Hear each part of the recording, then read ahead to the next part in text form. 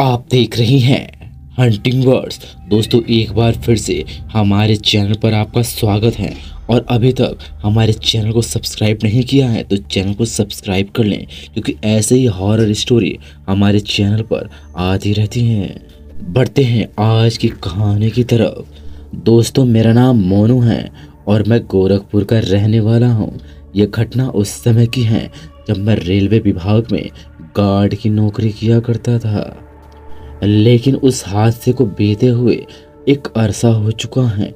लेकिन आज भी उसके बारे में सोचता हूँ तो मेरी रूह कांप जाती है।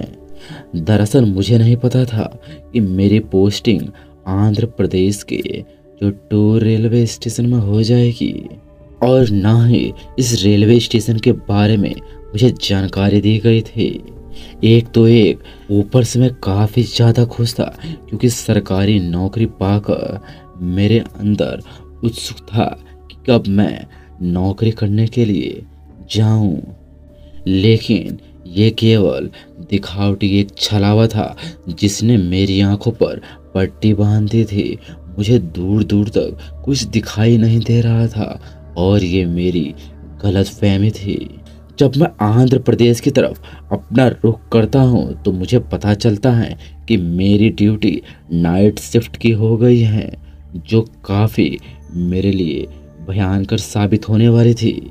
और इस बात को लेकर मैं काफ़ी अनजान था। मुझे पता ही नहीं था कि मेरे साथ क्या होने वाला है। और जैसे ही मेरे कदम चित्तूर स्टेशन पर पड़े तो वहाँ का रंग ढंग देखकर मैं अचंभा खाने लगा। मैं देखता हूँ कि स्टेशन पर चारों तरफ सन्नाटा पसरा हुआ है और रेलवे प्लेटफार्म पूरी तरह से खाली था। और इस स्टेशन पर दूर दूर तक ना तो आदमी थे और ना ही कोई कुत्ता भटक रहा था। मानो ऐसा लग रहा था कि इस स्टेशन को कोई सांप सूंघ गया हो। ये सब देखकर मैं थोड़ा सा डर गया, लेकिन किसी तरह अपनी हिम्मत जुटाते हुए मैं इंक्वायरी ऑफिस में जाकर बैठ गया। जब मैं इंक्वायरी ऑफिस में पहुंचा तो वहां पर भी देखता हूं कि रेलवे का कोई भी कर्मचारी वहां मौजूद नहीं था।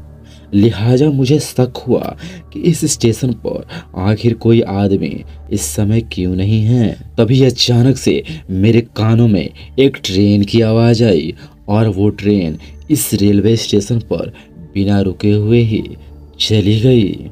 और तभी मैंने उस रेलवे स्टेशन का शेड्यूल चेक किया तो मुझे पता चला कि इस गाड़ी को इस रेलवे स्टेशन पर रुकना था, पर यह गाड़ी यहाँ बिना रुके हुए ही पूरी रफ्तार में चली गई।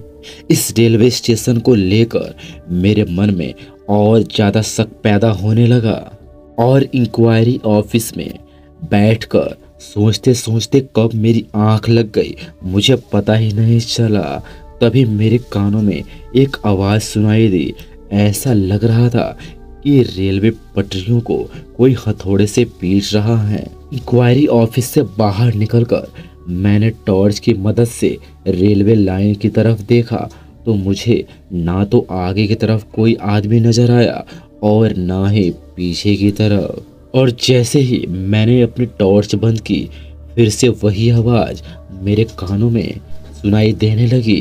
फिर फटाक से मैंने अपनी टॉर्च जलाई, और टॉर्च जैसे ही जलाई तभी मैं देखता हूँ कि रेलवे लाइन की तरफ एक आदमी खड़ा था, जिसने सफ़ेद रंग की टोपी पहनी हुई थी और उसका शरीर पूरा सफ़ेद रंग का था, जिसे देखकर मैं थोड़ा घबराने लगा कि इतनी रात को आखिर ये रेलवे लाइन में हथौड़ा लेकर क्या कर रहा है। अचानक से मेरी टॉर्च अपने आप बंद हो गई।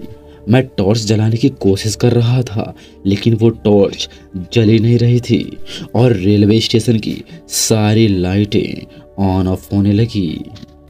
मैं अंदर ही अंदर डर महसूस कर रहा था और थर थर डर के मारे कांप भी रहा था। और तभी मैंने टॉर्च को जोर से थपथपाया और टॉर्च जल गई। और फिर मैंने टॉर्च को रेलवे लाइन की तरफ घुमाया तो मैं देखता हूँ कि वो आदमी वहाँ से गायब हो चुका था। मैं रेलवे लाइन के दोनों तरफ देखने लगा, लेकिन वो आदमी मुझे कहीं नजर नहीं आया। तभी अचानक मेरी नज़र सामने वाले प्लेटफार्म नंबर 2 पर पड़ी, तो मैं देखता हूँ कि अब वो आदमी के साथ 2 आदमी और थे। एक औरत जिसने सफ़ेद रंग की साड़ी पहनी हुई थी और साथ में दूसरा एक छोटा सा बच्चा था जो चुपचाप खड़ा था, और वो तीनों कुछ अजीब सा इशारा कर रहे थे, जिसे देखकर मेरी हवा टाइट हो गई और मैं डर के मारे थर थर कांपने लगा। लेकिन पता नहीं क्यों वो मुझे देखकर एक क्रीपी स्माइल देने लगे और उनके मुंह से ये साफ झलक रहा था कि ये कोई आदमी नहीं, कोई भूत प्रेत हैं। और देखते ही देखते वो मेरी तरफ आगे बढ़ने लगे। मैंने अपने कदम पीछे की ओर खींचे, तभी मैं बने पीछे कुर्सी से जा टकराया और जमीन पर गिर गया। तभी मेरे कानों के पास गर्म सांसें महसूस होने लगी, लिहाजा मुझे ऐसा लगा कि वो तीनों प्रेत मेरे ही बगल में खड़े हो। और जैसे ही मैंने पीछे की तरफ देखा तो वहाँ पर सच में वो सफ़ेद टोपी वाला आदमी बिल्कुल मेरे नज़दीक खड़ा था। मैं किसी तरह वहाँ से उठकर बाहर की तरफ भागने लगा, और जैसे ही बाहर की तरफ भागने की कोशिश की तभी मेरा सिर जाके दीवार से टकरा गया, और जिसके बाद मुझे पता ही नहीं कि कब मैं बेहोश हो गया। जब मेरी आँख खुली तो मैं देखता हूँ कि एक टीटी मास्टर मेरे सामने खड़ा था, जिसके बाद मैंने रात की हुई घटना उस टीटी मास्टर को बताई, जिसके बाद टीटी मास्टर जोर जोर से हंसने लगा और हंसते हंसते अचानक चुप हो गया और मेरे कानों में आकर कहने लगा, ये अच्छा हुआ कि तुम जिंदा हो, नहीं तो यहाँ से कोई जिंदा वापस नहीं जाता है। और इतना कहकर वो रेलवे स्टेशन के अंदर दाखिल हो गया। टीटी मास्टर की बातें सुनकर मुझे पूरा विश्वास हो गया था कि ये स्टेशन एक भूतिया रेलवे स्टेशन है, जहां रुकना अपनी मौत को दावत देने के बराबर है। और अगले ही क्षण दोस्तों मैं उस रेलवे स्टेशन को छोड़कर और अपनी नौकरी से रिजाइन देकर अपने गांव लौट गया। तो आशा करता हूं दोस्तों मेरी स्टोरी आपको अच्छी लगी होगी।